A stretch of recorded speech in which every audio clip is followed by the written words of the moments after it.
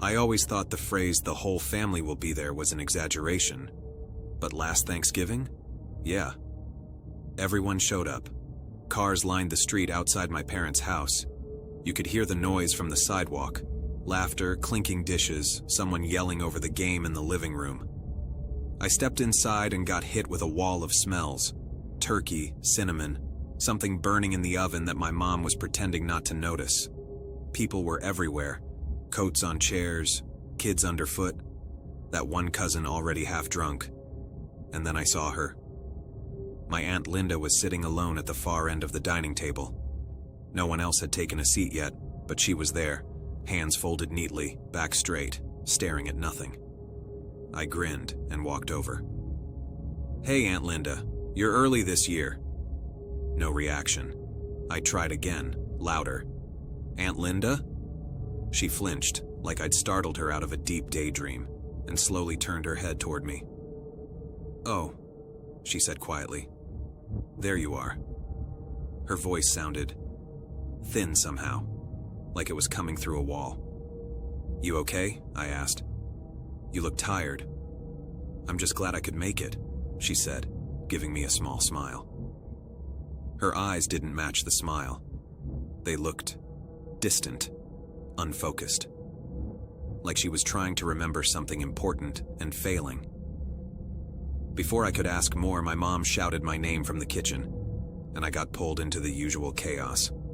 The next strange thing happened about an hour later. Everyone was finally sitting down. The table was full. My parents at the ends, my siblings, cousins, a couple of random family friends, and Aunt Linda across from me. As my dad carved the turkey and said something cheesy about being grateful, I looked up and my stomach dropped. Her chair was empty, just for a second. Like a blink. I looked away, then snapped my gaze back. She was there again, right where she should be, hands folded, polite smile, eyes on my dad. I must have made a face because she tilted her head slightly. "Something wrong?" she asked. "No, I just thought..." I stopped. "How do you tell someone you thought they vanished?" She chuckled lightly. "You've always had an overactive imagination." Her hand brushed the edge of her plate, and I noticed something then. Her sleeve barely disturbed the napkin, like there was no weight to her touch. Throughout dinner, she kept slipping away. Not physically. Not in a way anyone else seemed to notice. It was more like she kept glitching. I'd glance at her and she'd be slightly out of focus, like my eyes couldn't quite lock onto her. The room would feel colder on that side of the table. Quieter. Once, when I zoned out and stared at the reflection in the dining room window, I watched the whole family laughing, heads thrown back, except Aunt Linda. In the glass, her reflection was turned completely toward me, not laughing, not moving, just staring directly into my eyes. I whipped my head around. She was looking down at her plate, pushing peas around with her fork. My heart hammered. I told myself I was tired, maybe tipsy, something. As the evening rolled on, the weirdness kept stacking. While we were passing dishes, my cousin nudged me. "Dude, you okay? You look like you saw a ghost." I almost choked on my drink. "Why would you say that?" "You keep staring down the table," he said, like you're waiting for someone to keel over. I glanced toward Aunt Linda. She was watching me, not the food, not the conversation, just me.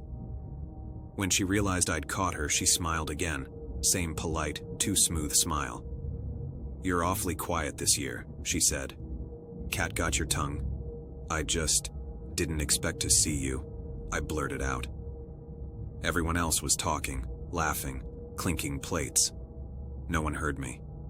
Her smile flickered. "For a while there," she said softly. "I didn't think I'd make it." Before I could ask what she meant, my uncle called out for a group photo. We shuffled to the living room, the nice room that no one uses except on holidays. My mom ordered us into rows like we were in grade school again. "Tall people in the back. No bunny ears this year, Mark." Aunt Linda stood beside me in the back row. her shoulder pressed against my arm. Except, it didn't feel like a shoulder. It felt like leaning into hanging clothes, there, but not solid. "Everyone smile," my mom said. The camera flashed. In that instant, I swear I saw it. Half of Aunt Linda's face, the side closest to me, was normal. The other half was transparent, like the light went straight through her and reflected off the wall behind. I blinked, spots of white from the flash dancing in my vision. When they cleared, she was whole again, smiling, eyes too bright. The rest of the night passed in a blur of pie, leftovers, and my dad telling the same embarrassing stories. I kept my distance from Aunt Linda but tried not to make it obvious. At one point, when I walked past the dining room, I saw her sitting there alone, long after everyone else had moved to the living room. No plate, no glass, just her hands folded, eyes closed. I thought maybe she was praying. Then her eyes snapped open and locked onto me. "I'm so glad," she said suddenly. "About what?" "That I got to say goodbye properly this time." A chill ran up my spine. Before I could respond, my little cousin ran in screaming about the game, breaking the moment. When I looked back, Aunt Linda was laughing with him, like nothing had happened. The next morning, my phone rang while I was still in bed. My mom. Her voice was shredded. "Honey, I have some bad news." I sat up, every nerve in my body suddenly awake. "It's your Aunt Linda," she said. She passed away." My throat closed up. "When?" "2 nights ago, in her sleep. Your uncle didn't want to tell anyone until after the holiday." "2 nights ago?" I repeated. "Yes." "That's impossible," I said. "She was here, yesterday. She sat across from me. We took pictures. She talked to me." Silence. "Honey," my mom said slowly. "No, she didn't. Her seat was empty. We left it empty on purpose." I hung up without really meaning to. Hands shaking, I opened my phone's photo gallery. There they were, all the pictures from last night. First one, big family group shot. Everyone smiling, leaning in. Where Aunt Linda should have been. A smear, a smoky blur. Like the app tried to focus on something moving too fast to capture. Next picture, same spot, same blur. In some of them, the blur was faint, barely there. In others, it looked almost human-shaped, but distorted, stretched, like a figure made of fog. My pulse thudded in my ears. The last photo was a close-up my cousin had taken of the dessert table, trying to show off his pecan pie. In the reflection on the glass oven door behind the table, I could see the dining room clearly. My family in the background. Aunt Linda standing at the end of the table, not sitting, standing, facing the camera, face clear, eyes focused directly on me, and she was smiling, like she knew I'd see it later. You can always tell when a holiday is going to be a mess by how full the driveway is. By 6 o'clock, every square inch of my aunt's driveway and half her lawn was full of cars. The house glowed warm from the outside, windows fogged with heat, silhouettes moving, shadows of people and plates. I walked in balancing a pie and a bottle of wine, bracing for the noise. What I didn't brace for was him. He was in the kitchen already, standing next to my aunt like he belonged there. Tall, dark hair, perfect teeth, navy button-down rolled neatly at the sleeves. When he saw me, he smiled like we were old friends. "You must be Alex," he said. "I've heard a lot about you." I almost dropped the pie. He said my name so casually, like he'd practiced it. Yeah," I managed. "And you are?" Before he could answer, my aunt swooped in. "Oh good, you two have met," she said, cheeks flushed from the oven. "Help him take some things to the table, will you?" And just like that, she was gone. The stranger winked. "Teamwork?" I nodded numbly and followed him. At first, he was impressive. Too impressive. He knew exactly how to charm each person. With my grandfather, he talked about old war movies and classic cars. With my teenage cousin, he dropped references to video games and YouTubers. With my uncle, he bickered about sports like he'd been watching the same team his whole life. Every person he spoke to, I overheard a different story. To my aunt, he'd said they'd met through church. To my cousin, he said he was a co-worker's roommate. To my dad, he said his parents used to live next door way back when. Every story was smooth. Too smooth. When I asked my mom who he was, she shrugged. I thought he was your friend. That was the first time my stomach clenched. During dinner, he sat right in the middle of the table, at the axis of every conversation. Every time someone raised a glass, he had a toast ready. Every story, he topped with something just slightly better, just slightly more interesting. He said he'd been to Italy and described alleys that smelled like garlic and rain. He said he'd been to Japan and described trains so silent they felt like dreams.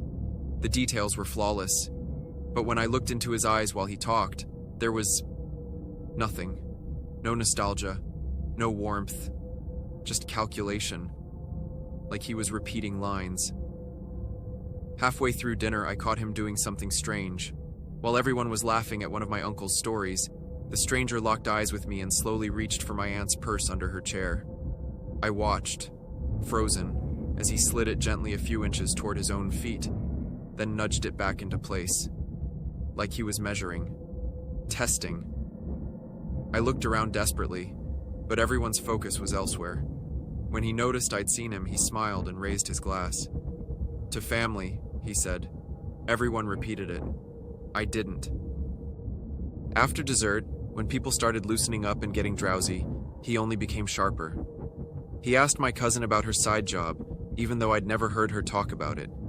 He asked my father if his back pain was any better, a detail my dad had only ever complained about to me in private.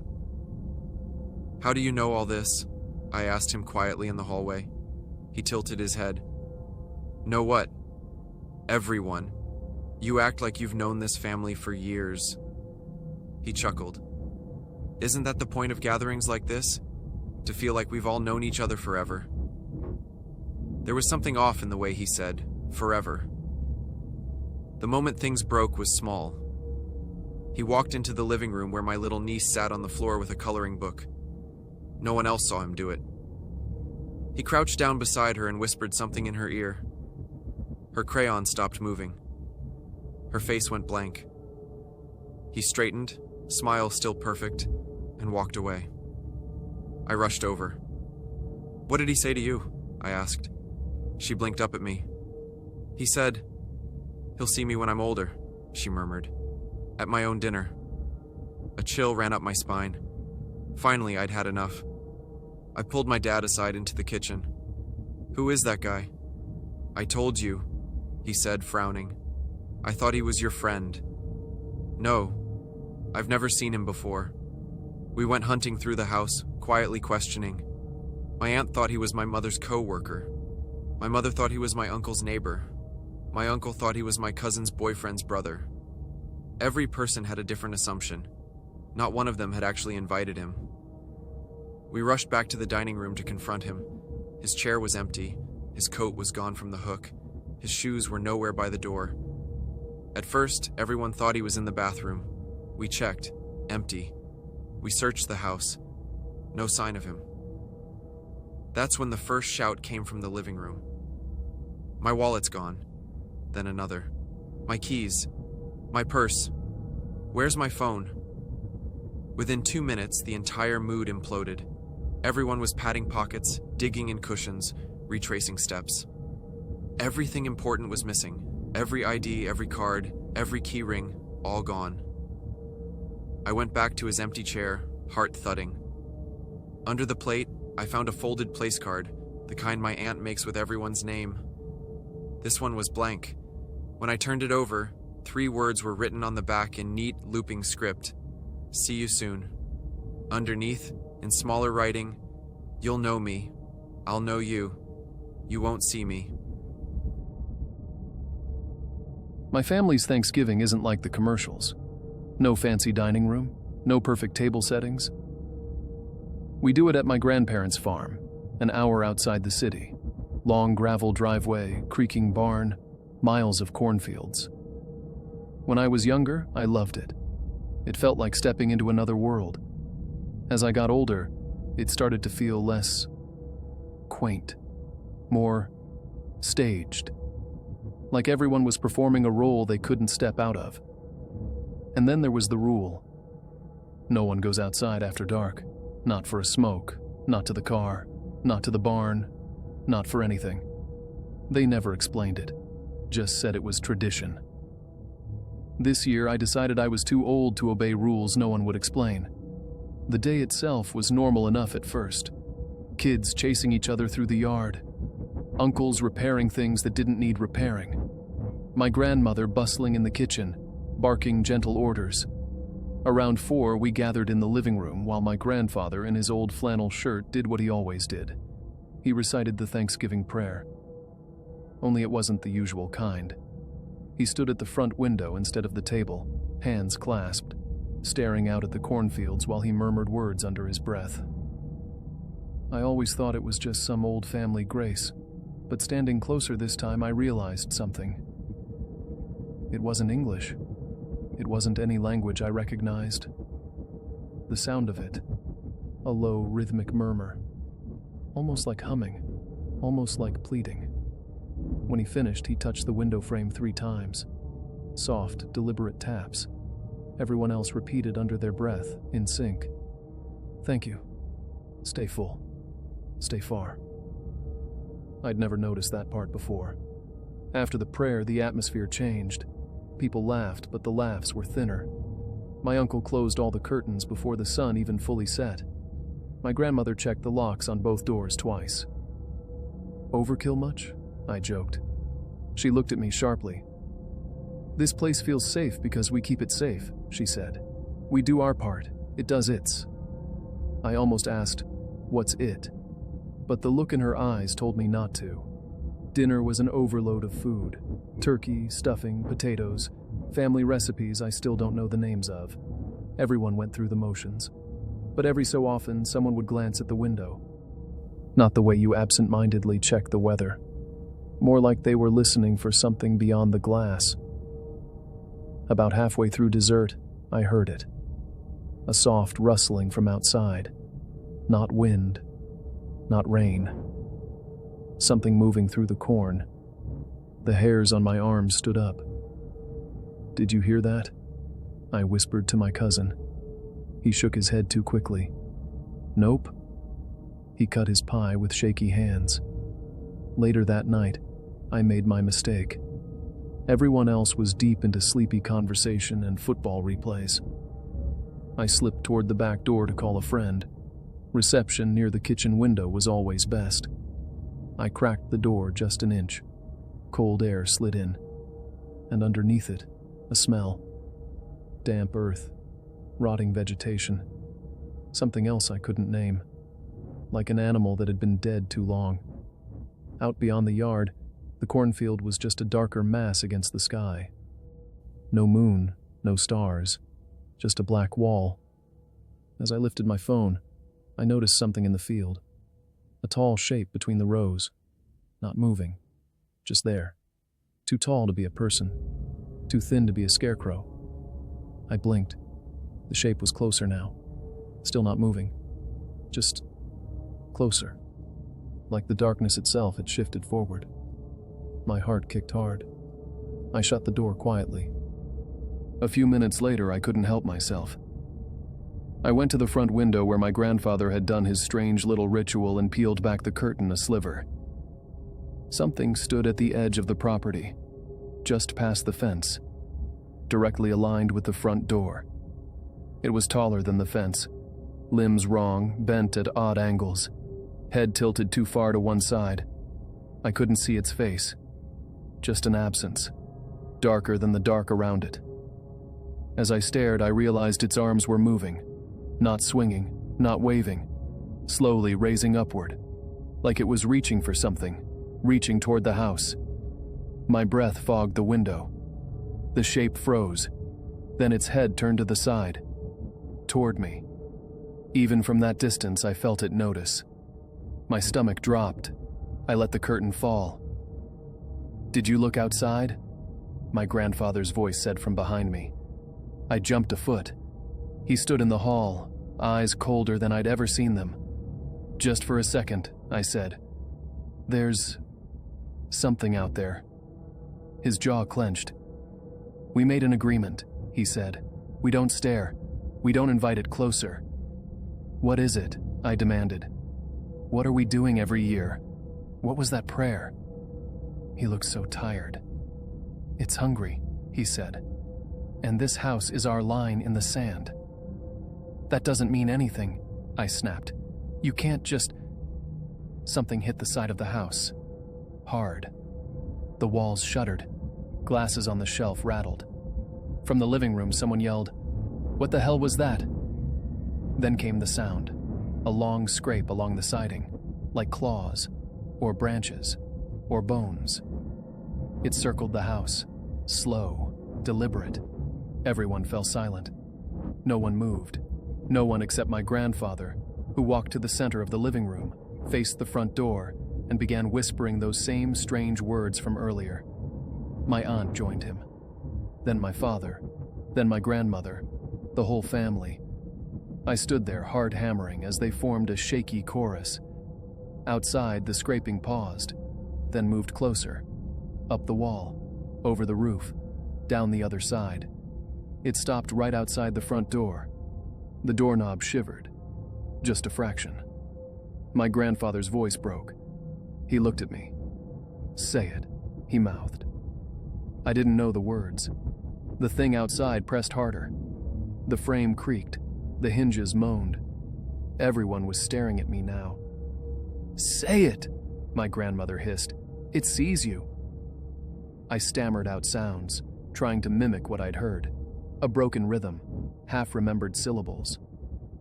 For a moment, nothing happened. Then the pressure eased. The scraping resumed, but this time moving away. Across the porch, back into the yard, toward the corn. And then there was nothing but the wind. Later, when everyone pretended the night had been normal, I cornered my dad. "You knew. All of you knew. You've known my whole life." He nodded, eyes red. "We keep it fed," he said. "With distance, with respect, with fear, if we have to." "Why me?" I asked. "Why was it focused on me?" He swallowed. "Because this was the first year you were old enough to see it," he said quietly. "Old enough to be seen back." My skin crawled. "What happens at Christmas?" I asked, half joking, half not. He didn't smile. "We don't come here for Christmas," he said. "We never come here again after Thanksgiving." From the window, the cornfield swayed, just a little, like something large had moved, settling back into place at the edge, waiting for its next holiday.